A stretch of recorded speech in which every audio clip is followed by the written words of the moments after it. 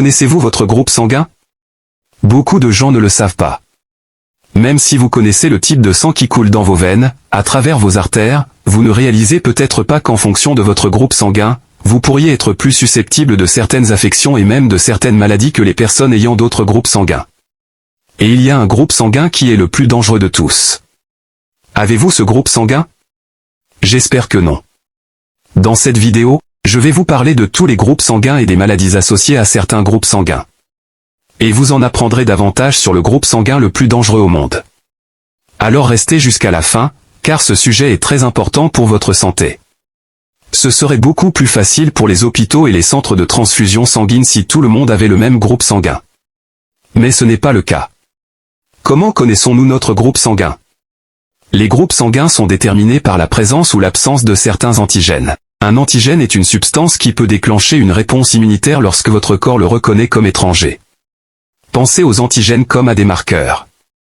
Notre système immunitaire est le gardien. S'il reconnaît l'antigène comme étant le sien, il laisse la cellule passer. Sinon, le système immunitaire intervient et détruit l'envahisseur. Il existe plusieurs classifications de groupes sanguins, mais la plupart d'entre nous n'avons besoin de nous soucier que de deux, le système ABO et le système Rhesus. Le système ABO est déterminé par la présence ou l'absence de deux types d'antigènes, A ou B, à la surface des globules rouges. Une personne peut être de type A, si elle a un antigène A, sur ses globules rouges, de type B, si elle a un antigène B, sur ses globules rouges, AB, si elle a les deux antigènes, ou O, si elle n'a ni A, ni B, antigène.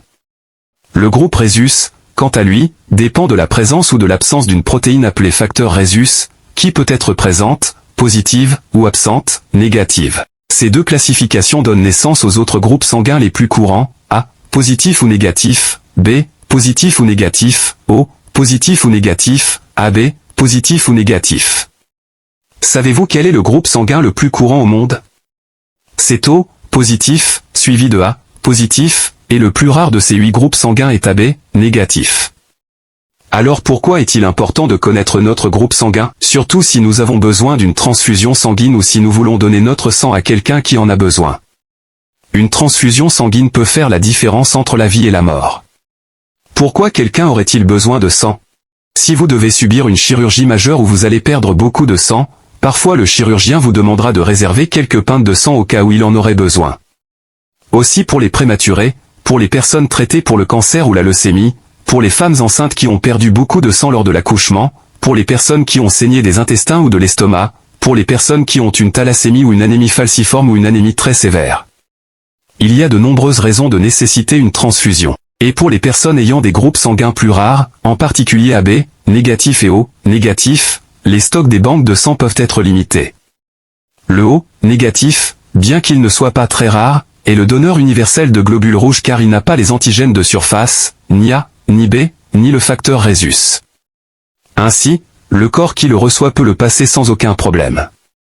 Donc, le type O, négatif peut donner des globules rouges à n'importe qui. Et c'est le sang le plus souvent utilisé dans les urgences. C'est pourquoi il y a une pénurie dans les centres de transfusion.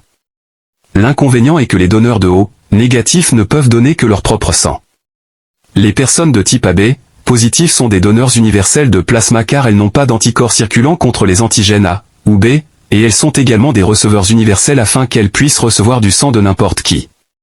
Souvenez-vous, à mesure que votre système immunitaire évolue, il produira des anticorps contre tout antigène que vous n'avez pas dans votre propre sang. Ainsi, une personne de type B, qui reçoit du sang de type A, aurait une réaction d'incompatibilité ABO qui pourrait même être fatale car les anticorps anti-A, présents dans le plasma du patient reconnaîtraient les antigènes A, sur les globules rouges donnés, causant l'agglutination des globules rouges et bloquant la circulation. Comment votre groupe sanguin a-t-il été déterminé? A-t-il été hérité de vos parents? Nous héritons d'une copie de chaque gène de notre père et de notre mère, et cela détermine notre groupe sanguin. Prenons l'exemple d'une famille dans mon entourage que je connais bien, le groupe sanguin du mari est B positif, et celui de sa femme est également B positif. Les deux ne peuvent avoir que des enfants qui sont soit B, soit O, car l'allèle O est récessif. Et c'est exactement ce qui s'est passé. Leur fille est O positif, et leur fils est B positif. Donc, si un type a été apparu, il aurait soit été échangé à la maternité, soit il n'aurait pas été leur enfant. En plus des antigènes que j'ai mentionnés, Il existe 600 autres antigènes connus dont la présence ou l'absence créerait les groupes sanguins les plus rares. Heureusement, la grande majorité d'entre nous avons des antigènes qui n'affectent pas notre capacité à recevoir ou à donner du sang. Mais la chance n'est pas pour tout le monde. Imaginez que votre sang soit si rare que seulement une personne sur 6 millions pourrait vous aider si vous aviez besoin d'une transfusion, si vous aviez un accident, si vous aviez une anémie sévère ou un accouchement plus compliqué. Moins de 50 personnes dans le monde ont ce groupe sanguin et au moins 4 d'entre elles vivent au Brésil et 2 d'entre elles sont sœurs. Et quel groupe sanguin est considéré comme le plus dangereux de tous? C'est le rhésus nul ou le sang doré. Et malgré le nom, le sang doré n'a aucun avantage car en plus d'être rare, les globules rouges ont tendance à être plus fragiles que la normale.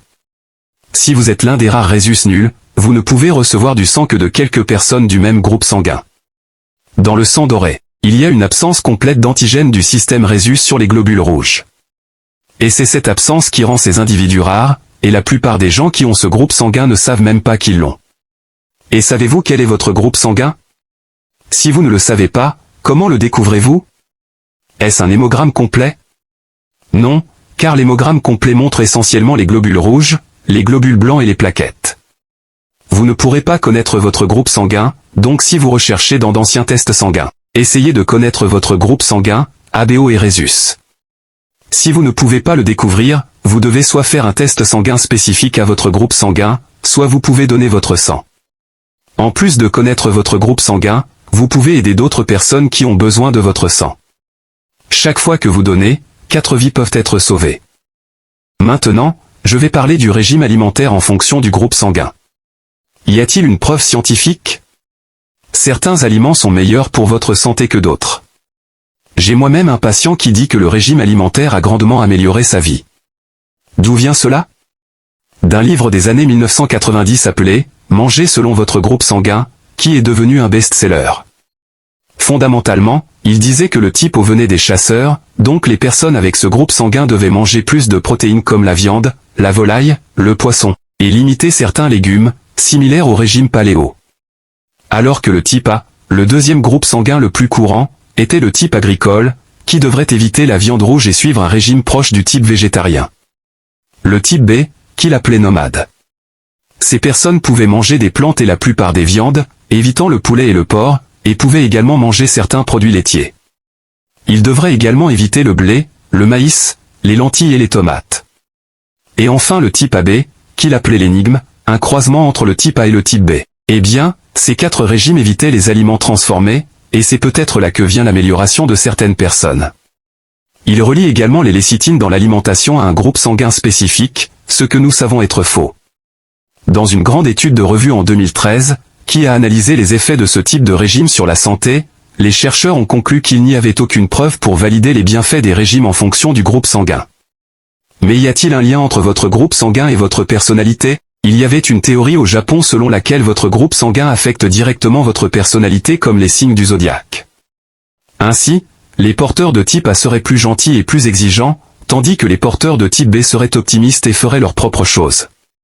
Cependant, une étude n'a trouvé aucun lien entre le groupe sanguin et la personnalité. Et en ce qui concerne les maladies, pourrait-elle être liée au groupe sanguin? Une étude de Harvard a montré que le type O a un risque plus faible de maladies cardiaques, alors que le groupe sanguin le plus dangereux pour les maladies cardiaques est le type AB. Mais voyez-vous, en tant que chercheur en médecine biomédicale, je peux vous dire que vous ne devriez pas blâmer votre groupe sanguin si vous avez un problème cardiaque.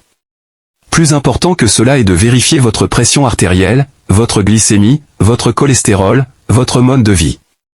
Un autre avantage du type O est qu'il a un risque plus faible d'accident vasculaire cérébral, ce qui doit être la même chose que l'infarctus du myocarde. Mais tout n'est pas rose. Il semble que le type O ait une plus grande chance de développer des ulcères et un cancer de la peau. Les personnes de groupe sanguin A sont plus susceptibles de développer un cancer de l'estomac. Ils ont tendance à avoir un cortisol plus élevé, qui est l'hormone du stress. Mais pour être honnête, votre groupe sanguin, mon groupe sanguin, nous ne pouvons pas le changer, mais notre mode de vie peut toujours être amélioré, faire plus d'exercice, éviter les vices comme le tabagisme, réduire le stress. Essayez de mieux dormir et profiter de la vie comme elle devrait être vécue.